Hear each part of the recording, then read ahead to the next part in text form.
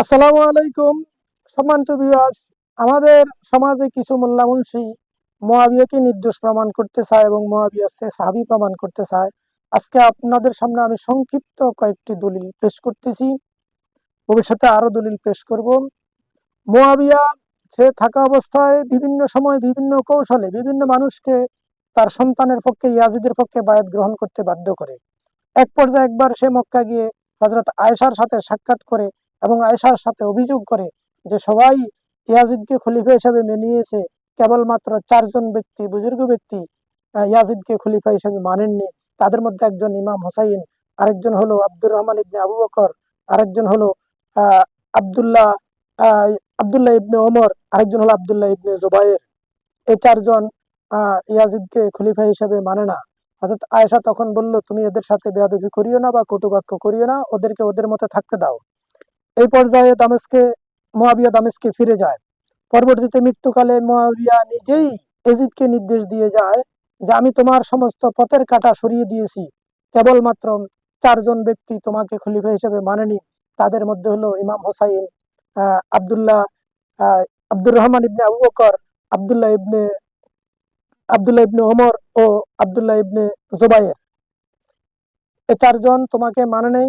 তবে আব্দুর রহমান ইবনে আবু বকর ও আব্দুল্লাহ ইবনে ওমরের সাথে যুদ্ধ করিও না, মানে সংঘর্ষ করিও না, বেয়াদবি করিও না। তারা ধার্মিক নিরীহ বৃদ্ধ মানুষ। আর বাকি যদি আব্দুর রহমান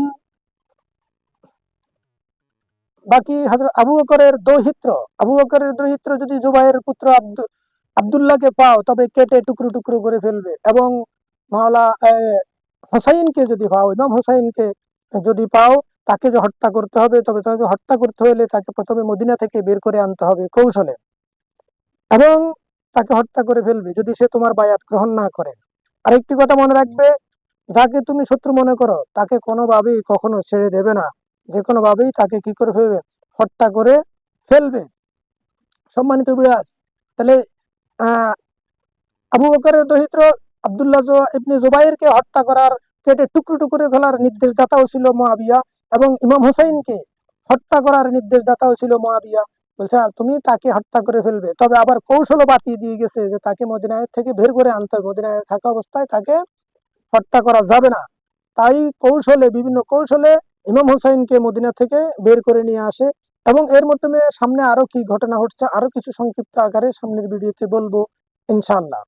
তো সম্মানিত বিরাজ, আরো ঘটনা রয়েছে সংক্ষিপ্ত। এই ঘটনা থাকে এই ওসিয়ত থেকে, মুআবিয়া যে মৃত্যুকালে ইয়াজিদকে নির্দেশ দিয়ে গেছে ইমাম হোসাইনকে হত্যা করার জন্য, আব্দুল ইবনে জুবাইরকে কেটে টুকরো টুকরো করার জন্য। এই দলিলে তা পেশ করলাম। সম্মানিত বিরাজ, এখানে ইমাম হোসাইনের হত্যাকারীও মুআবিয়া এখানে জড়িত, এবং পূর্বকার যাহা যাহা করণীয় সমস্ত কৌশলগুলি মুআবিয়াই পূর্বে থেকে করে গেছে, এবং ভবিষ্যতে কি করতে হবে সেগুলিও সে বাতলিয়ে দিয়ে গেছে। সম্মানিত বিরাজ, বিচারের ভার আপনাদের হাতে ছেড়ে দিলাম।